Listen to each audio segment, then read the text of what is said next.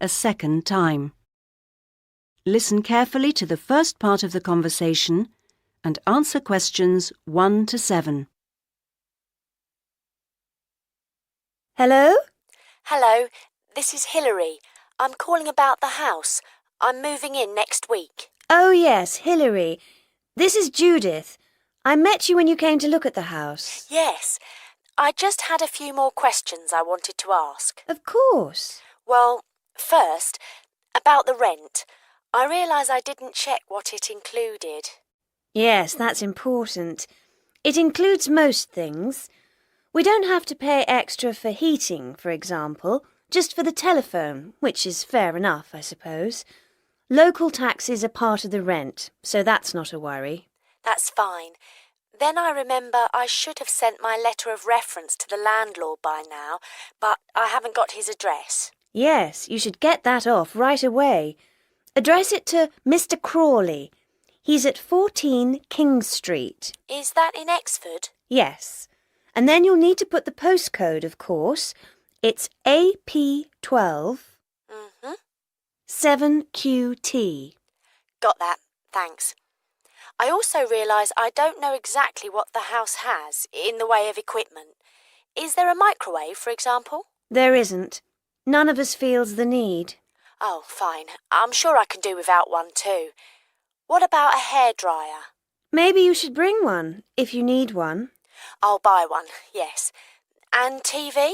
Oh, yes. We've got 2, in fact. Was there anything else? I just wondered if there were any rules. Not really. We share the cleaning, things like that. We do have to be careful about loud music. Yes. So we've agreed that there shouldn't be any loud music after 9, and that we don't play music at all in the living room after 10. Up to 11 in your own room's okay, as long as it's not too noisy. That sounds good. And is there somewhere safe I can keep my bike? That's difficult. To be honest, lots do get stolen round here. We haven't got a garage, so we tend to park ours in the garden so that they're hidden from the street. OK. Now, I hope you like cooking. Yes, I do. Do you all have shared meals? Not very often, actually. But when the weather's good in the summer, we like to have a barbecue together, which we do each Wednesday. We tend to go out at weekends. Sounds fun.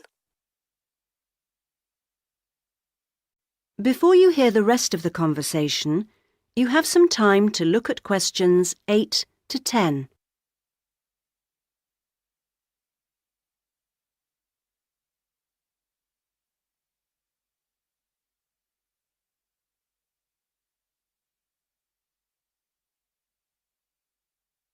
Now listen and answer questions 8 to 10.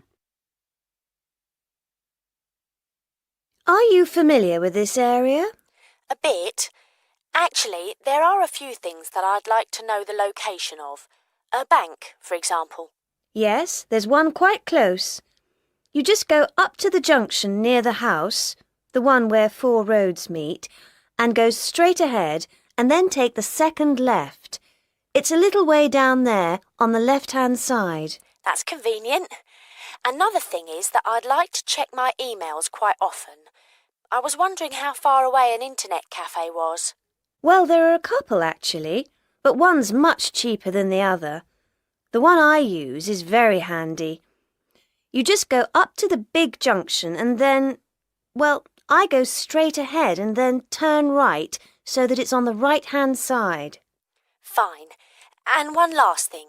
Uh-huh. I need to go to the post office quite often.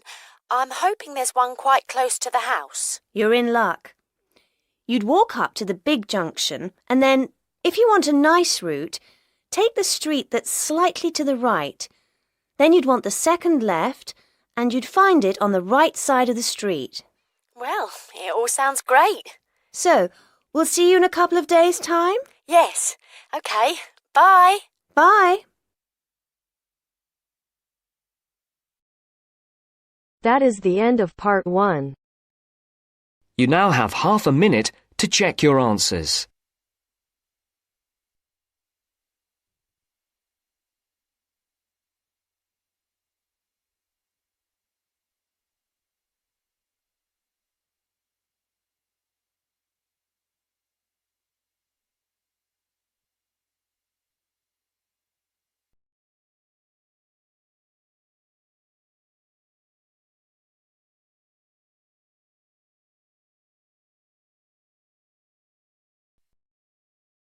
Now turns to Part 2.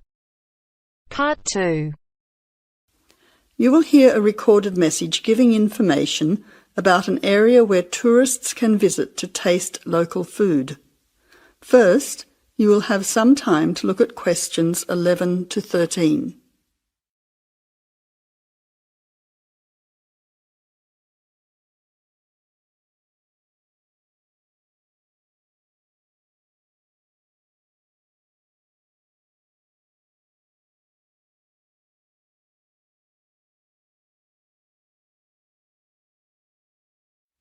Now listen carefully to the first part of the message and answer questions 11 to 13.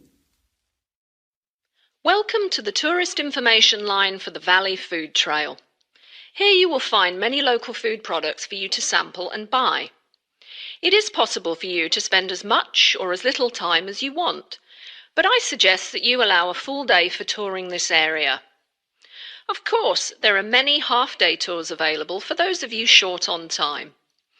Now, it's quite a large area and stretches from Brookville to Ford Hill. For those of you unfamiliar with the area, that means that it is 10 kilometres to 35 kilometres from the city centre, or by car 15 minutes to the closest point, continuing to 55 minutes at its furthest point from the CBD. Of course, apart from food, there are many other places of interest in this area, including cafes and restaurants and galleries and studios. But I wouldn't recommend you go here to see parks and gardens. The other information lines will give you specific information related to these particular attractions. Before the final part of the message, you now have 20 seconds to look at questions 14 to 20.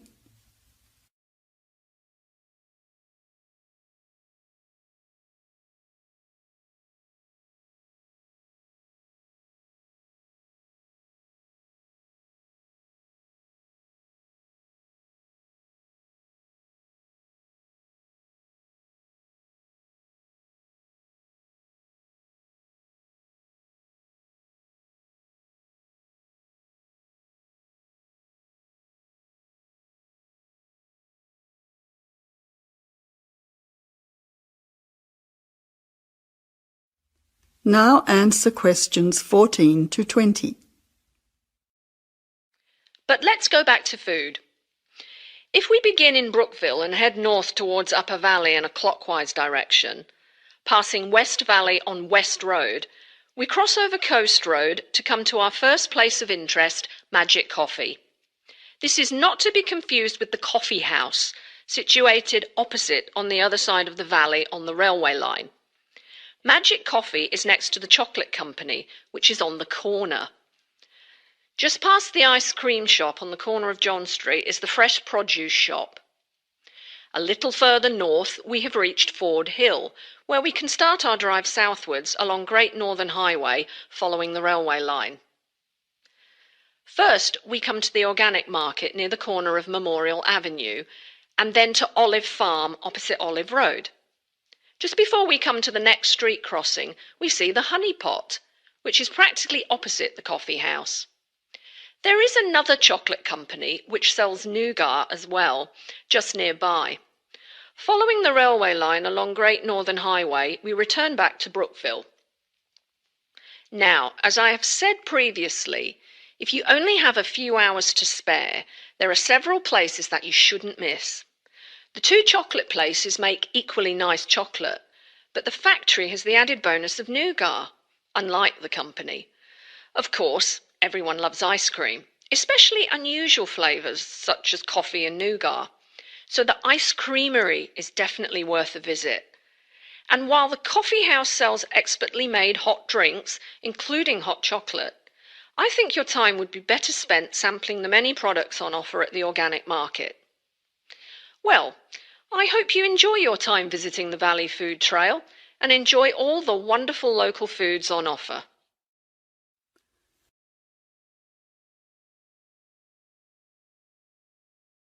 That is the end of Part 2. You now have half a minute to check your answers.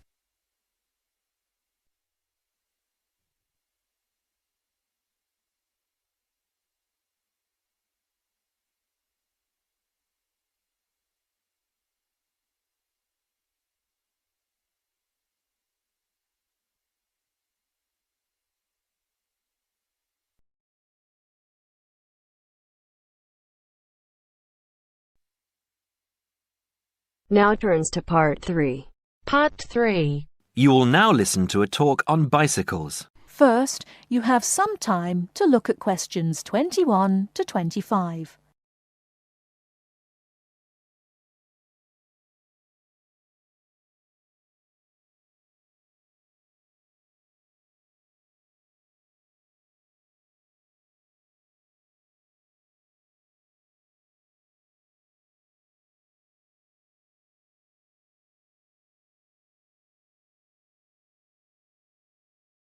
Now listen carefully and answer questions 21 to 25. Today, we're going to talk about the latest bikes for professionals and novices. There's something to suit everyone from price to function. The Atlantis is a touring frame. It's also perfect for commuting and trail riding, and anything short of super fast road riding. The tubes are stout to take touring loads and trail abuses. The tyre clearances are majestic, so you can fit tyres up to 2.35 inches. It's designed for cantilevers or V-brakes.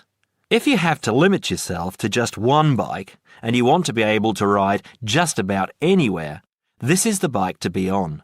It is our most popular model for just that reason, and there isn't an unhappy Atlantis owner in the land. The Rambouillet, our all-around road bike, is available either as a frame with fork and headset for $1,400 or as a complete bike for $2,300. Compared to the Atlantis, it is a lighter frame, not intended for loaded touring or rough trail riding. As a road bike, it has side-pull brakes. The Quickbeam is our version of the single-speed bike. We've done it a little better though. The crankset has a 42-34 combination, running an 18-toothed freewheel cog in the rear. And the rear hub is threaded opposite the drive side, so you can install a fixed cog of your own choice. In essence, you can have 4 speeds on the Quickbeam if you choose. The Quickbeam is available as a frame with fork and headset for $900, or as a complete bike for $1,300. This is a rugged, versatile bike that you can ride on the road as well as on rough trail. Before you hear the rest of the talk, you have some time to look at questions 26 to 30.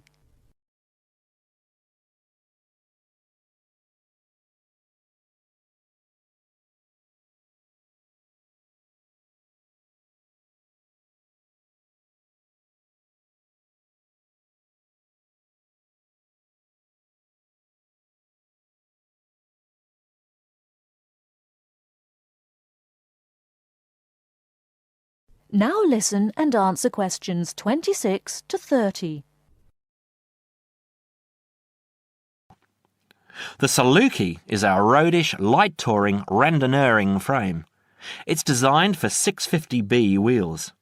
If 650B means anything to you, you'll either love it or think it's marketing suicide. If you're new to 650B and a follower, you won't want it. If you're new and a rebel, you will. Now, I'll just talk a little about saddle comfort. The road bike, for the most part, has turned into a high-tech, uncomfortable machine, and the proof is all around us. Look through any bike magazine or catalogue, and you'll see the saddle up to 6 inches higher than the handlebars. It is impossible to be comfortable on such a bike. It forces you to lean forward, putting more weight on your groin, hands and arms. People ride these bikes with straight, locked-out arms and wake up with aching backs. They endure it, get used to it, or buy recumbents. When we custom design a bike for you, you'll be able to get a comfortable position. Your back will be between 45 and 50 degrees, and there will be a noticeable bend in the arms. And most importantly, your arms won't be supporting your body weight. You won't have to look up to look ahead, because you won't be hunched over and low. That means our bikes are more accessible for riding on the flats, or even for short climbs. We consider this when we design and build your custom frame. That is the end of part 3. You now have half a minute to check your answers.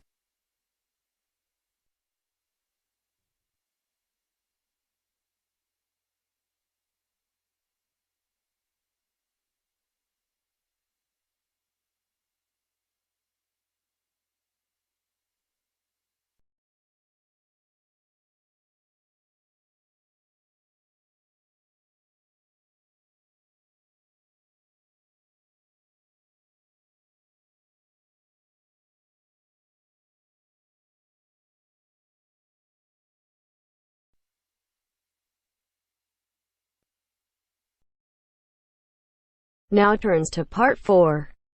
Part 4. You will hear part of a lecture on the current and future use of mobile phones. You now have 30 seconds to read questions 31 to 35.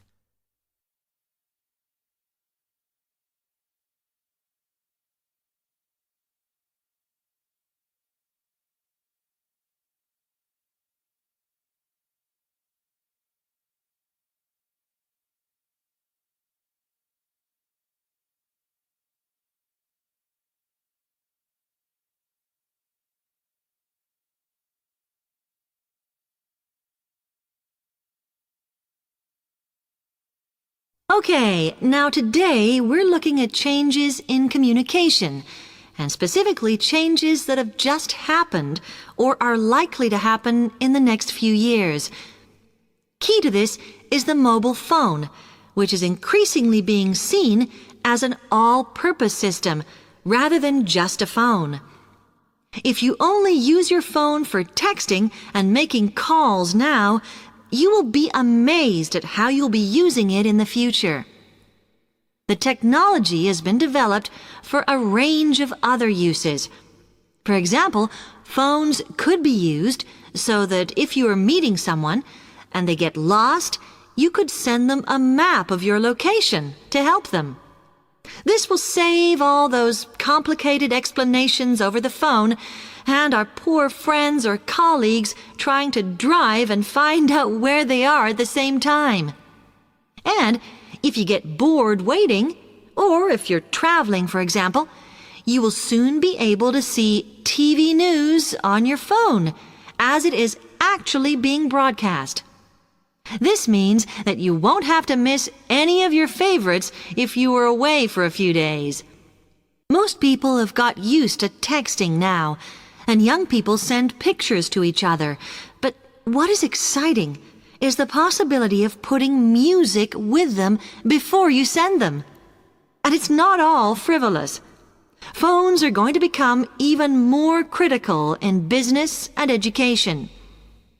Some recent developments have a highly practical usage. So, for example, as lecturers, we will be able to send everybody a text to let them know if lectures have been cancelled. And the new phones could have a further use in education, as well as business, as they will enable us to go to any destination, such as when we are doing a field trip, for instance, and from there to send data directly to a computer so that we can access it when we get home. This means we will no longer be limited by what the phone can store. You now have 30 seconds to read questions 36 to 40.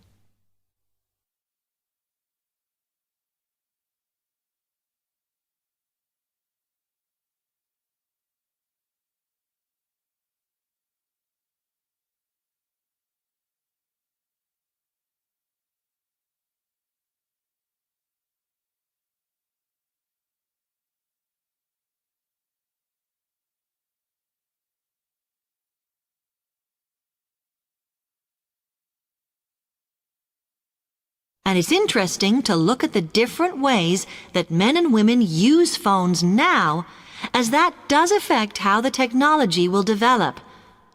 Some research has been done on how people use phones, and some of the results are surprising.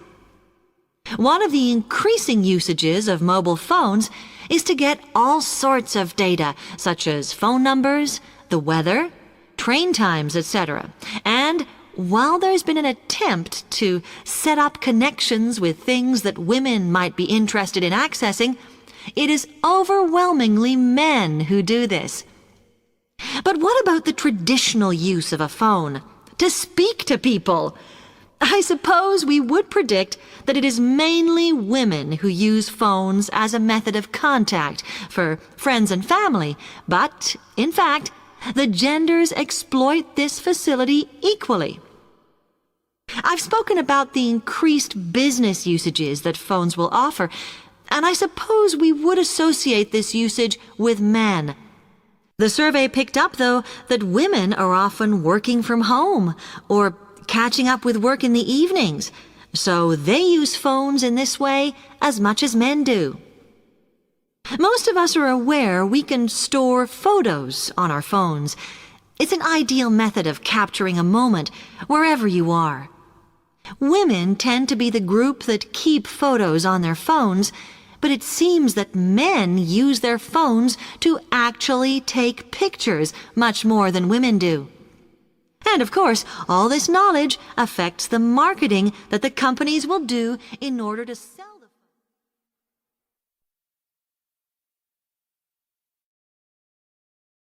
That is the end of part 4. You now have half a minute